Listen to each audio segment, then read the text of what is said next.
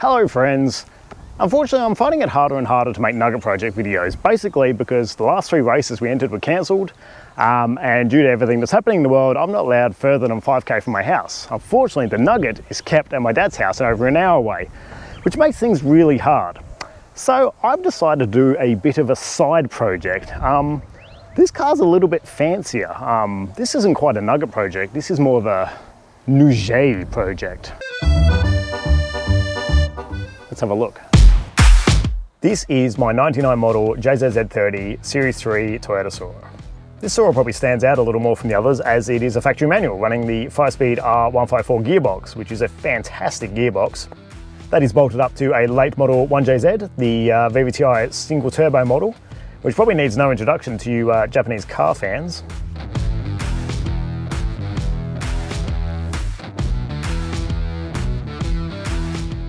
So this is my little slice of the Japanese golden era and I freaking love it. So any of you guys that watch the show have probably seen this car pop up in the background a few times. In the earlier episodes I used to do a bit of a talk to camera in the car and it was in this car. But I never kind of really delved into it as I was sort of concentrating on the Nug and getting racing. Now we're stuck in the house and I now have built the Subaru, which a few of you have probably watched those videos. I now have a daily driver, which means this little baby can be fixed up. Let me tell you a little bit about the history of it, because it's been in the family for a while. Okay, so I'm going to tell you a little bit of history about this car, and hang around and watch this because it sort of shows you why I love it so much. So back in the day, my old man and I were living together, and he felt like getting a fun car again. Now, my old man's no stranger to speed on fast cars. Like, he used to race sidecars, and he basically facilitated the release of the NSX Honda back in England, which, God, I wish you still had that car. It's one of my dream cars. And he was looking at a Porsche 928, the Landshark as they call them. Now, it's kind of a cool car. It's a V8, it's got the transaxle on the back and stuff, but personally I think they're pretty bloody ugly and they pretty much all automatics. Now I found this in the newspaper in the import section. I'm like, Dad, you gotta go drive this car. He's like, yeah, I don't know. At the time, one of my other best mates, another Matt, he had a UZZ32, the fancy model with all the crazy suspension, and he had nothing but problems with it. Like, it was a great car, but then the suspension started to collapse on one side, and it would be driving down the road, he goes zzz, zzz, and all sorts of weird things.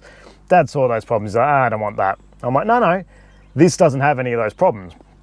You got to remember, back then, these cars were new to the country, and nobody knew how to fix them, and the parts, like air strut for one of those things was like 10 grand a corner, super expensive. But I'm like, no, it doesn't have any of those fancy things. It's, you know, it's the cut down model, it's less things to go wrong and it's just fast and it's a manual. So anyway, we went down and we drove the car. Dad was seriously 200-300 meters up the road and went, yeah, I'm buying the car. And he brought it home. Anyway, so Dad basically drove this car as his daily. For years he was towing our go-kart trailer and he was towing the his motorbike trailer and doing motorbike events and all that sort of stuff. And it was fantastic. So, and at this time I had my GT4 Celica, so, you know, we used to go and have fun at traffic lights and do all sorts of stuff. It was cool. Now, a few years down the track, Dad got a work car, and this kind of went in the garage as his weekender. Then he got a caravan, he started towing, and basically this just didn't come out of the garage. He did put it up for sale, but for an absolutely stupid amount that no one would ever buy, because he didn't want to sell it. I was traveling at the time. I was at the snow, and I had a Subaru, I needed the all drive, I needed a wagon. Then when I decided to stop doing snow seasons and settle down my wife in Melbourne, I said to Dad, what are you doing with the Soarer? Like, what's going on? He goes, I don't know, I don't really want to sell it. You know, I don't want some guy to wreck it, turn it into a drift car. I'm like, well, I'll take it off your hands. And we pulled it out the shed, and it was rough. I hadn't turned a wheel in 5 years. All the tires were like 50-cent pieces and hard and wrecked. There was rats living under the passenger seat, and they had chewed a bunch of stuff, but they didn't actually do that much damage. It was good, and we gave it all a clean up. The fuel tank was rusted out solid along with the fuel pump. The car wouldn't start. We had to replace all that. But then we got it going and got it roadworthied, and then it was my daily, and I drove it around as my daily for many years, and it was fantastic. I went everywhere. I used it for work and play, and it was great. The problem with this car is I'm very protective of it, and I don't want it to get wrecked. And so I was really nervous about, you know, parking it, especially we're living in St Kilda and it was parked on a street, and that made me really nervous. Thus the Subaru came along, and anybody who's watched that little series, I built the Subaru basically to take this off the road so I didn't have to wreck this car. And the Subi's great now. And that leads us to now. We can fix this car. I don't need it to be done by Monday so I can go to work. I can take my time. I can put it up on jack stands. We can fix all the little things that are wrong with it. I've been driving on dirt roads. I've been throwing equipment in and out of it. It needs all these little things fixed and some major things. So let's go and have a look and see what needs to be done to this car. All right, excuse the wind. Hopefully it's not affecting the microphone too much. Let's start in the engine bay. So here's the engine, and it's a fantastic donk. This thing sounds incredible still. It's not missing a beat. But I have found lately we're getting a few issues with some smoking. I'm 99% sure it is our valve stem seals. So we're going to do the valve stem seals on this. Not super easy with the head on, but we're going to do it, and I'm going to show you how to do that. That's job one. Job number two, and this isn't a fun one, the rear main seal is leaking. So I'm going to have to take the gearbox off and do the rear main seal. Now, while I'm in there, I'd be silly not to do the clutch. So we're going to get the flywheel machine, and we're going to do the clutch as well. So that's issue number two. Now, issue number three isn't exactly an issue. This is now going into the upgrade section of our project. So I've got a mechanical thermofan, as do all these cars. I want to get rid of it. I want to run our twin electric fans like a modern car. I even have started doing this by, this is our control box, and this runs a Craig David? No, wait, he's an R&B singer, I don't know. It runs this little cool control box that has a temperature probe, and we can run our thermofan. So I've already got that installed, and I did that about a year ago, but never got round to obviously wiring in the fan.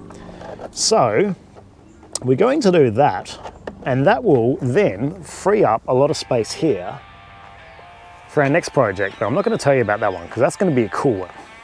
That's going to be one of the exciting upgrades of this car. Cool, the next few things I want to do is fix up this interior. Now, this interior has undergone some really big changes in the past. When we got this car, it was poo brown and cream. Now, it's still cream, but I wanted to go cream with an upper black. And you'll notice that that is the original dash color underneath. So this panel is painted, but this is a genuine black dashboard. Very hard thing to get. I found it, my wrecker rang me up and said, guess what I've got for you? Because he knew I was looking for one, and got me this dashboard. The hard part is it's got a factory passenger airbag, whereas a lot of the black dashes with the earlier models didn't have the airbag. So I've got that, and I'm very stoked. The other thing I did to this car is, this isn't the original steering wheel. This is actually a steering wheel out of a early Mark IV Supra. So I got the wheel from one guy, I got the horn pad from another because his wheel was stuffed and his horn pad was stuffed. It was a whole thing. Yeah, and it looks really good, and it's much chunkier. So the wheel itself is actually much chunkier, which is much nicer to drive with, but I think it just looks a lot more modern and a lot nicer. So the next thing I changed was the seats. These, for any keen-eyed viewers, you'll notice they are Mark IV Supra seats as well. The reason I went with the Supra seats is they have a much better bolster for holding you in the car when you're driving around. They're also electric, but they're very light electric, unlike the Soarer ones. Also, they sit much lower in the car, which gives you a lot more headroom. Because this has a sunroof, the roof's a bit lower. I found my head was very close to the roof. This way, I have stacks of room between the roof and my head, which is great. In the back, we have a factory black cloth seat. Now, I was offered some leather seats, but I'm not big on leather. In modern cars, some of them are nice. I'm just not a fan. They're hot, they're sweaty, they're cold in winter. I just find cloth to be a much comfier setup. So we've got that factory black cloth seat, which is really nice, and the seat belts to match. I just have to change over the buckles on this bit. The seat belts here, you'll notice are still brown. I do have factory black buckles and clips, but I have to get them re-webbed with the black webbing, which is on my list, but it's not cheap because they're an igniter type airbag, you know, where they tighten up if you're in a crash. So I have to get someone professional to do that. I'm not touching that stuff. Yeah, and that's kind of the interior. Now, some of the other bits, you'll notice the door cards here. These crack all the time. This is Soarer things. These always break. So I need to reinforce them with fiberglass, and I'm going to get them wrapped in proper black vinyl because at the moment that is just a spray job, as is this, and you'll see all the cracks in here from the spray wearing off. It sucks. It's terrible. So we're going to get rid of that. So this is all a rich tapestry of the interior. Basically at the moment I want to just fix up some of the vinyl stuff, get this all looking nice and neat. I want to ditch my aftermarket gauges here and run a 1 gauge system from our lovely sponsors at 1 gauge, and that'll basically make that a lot neater. It'll just be a nice probably 5-inch maybe screen in there, which will look great. I do have a boost control in here and I've hidden it very nicely. So I designed all this in CAD. This is usually a little fold down drink holder, but for us it is our GFB GeForce 2 boost controller. I'll turn the car on so you can see it. Oh God, alarm. And you'll see the boost controller start up. Yeah, so that's really cool. And it's nice and hidden, so you know, if I'm booting around and want to do some fun stuff like that, I can have the screen out, and then every other time I can fold it away, no one's the wiser. I also have this little missile switch in here, which is a throwback to my old GT4 Sleek. I had one in that, and that puts me in scramble mode for high boost. So if I just want to go for a bit of a boot, I can just flick that on and go and smoke some fools or something, I don't know. Another little thing I want to mention is I have this. This is an Amuse ETSC controller. What the hell is that? Let me explain. This engine has two throttle bodies. It has the main one, which you know, you push down on your throttle and it pulls the cable and opens the butterfly. But it also has a second one that's electronically controlled. What the second one does is it's basically a traction control. So when your traction control kicks in, it overrides your other throttle body. So you can still have your main throttle body fully open, and this one will close up and stop you spinning out and, you know, killing people like a Mustang. The problem with that is it is tied into the emission system, and when it feels that you're just booting it way too hard and just, you know, being a lead foot, it always is slightly closed, and it really reduces performance, especially on your acceleration. When you're sort of at full throttle and the car's up to speed, it's fine. But in your initial acceleration, it really hampers how much air it's letting in the engine. It's crazy.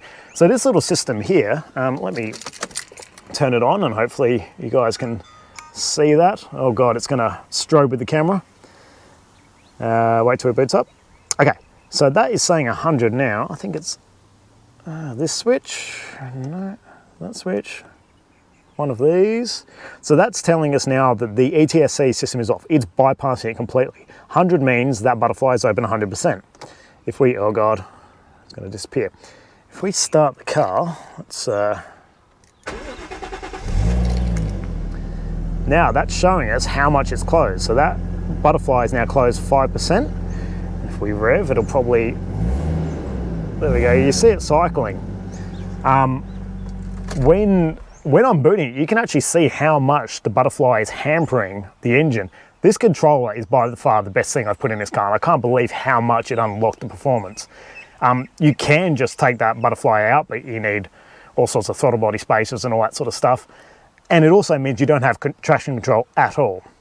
I drive around with that turned on and I don't have traction control, but say if my wife wants to drive the car or some muppet I don't trust, I can turn that off. Traction control's there, and I can stop people killing us in my car. Not that anybody else drives it, but you get it. So there we go, that is my Soarer. Hopefully you guys like this, because this is just a little intro, but we're gonna do some cool stuff to this car. I can't go and work on the Nug. I will do work on the Nug. As soon as Dan lets us out, I'm gonna go there, I'm gonna race it. I've got a bunch of cool plans, including some really cool 1 gauge add-ons, which we'll be doing. Until then, hopefully, oh, it's excited. Hopefully, until then, you'll be excited with a little bit of 1JZ Japanese glory days fun times.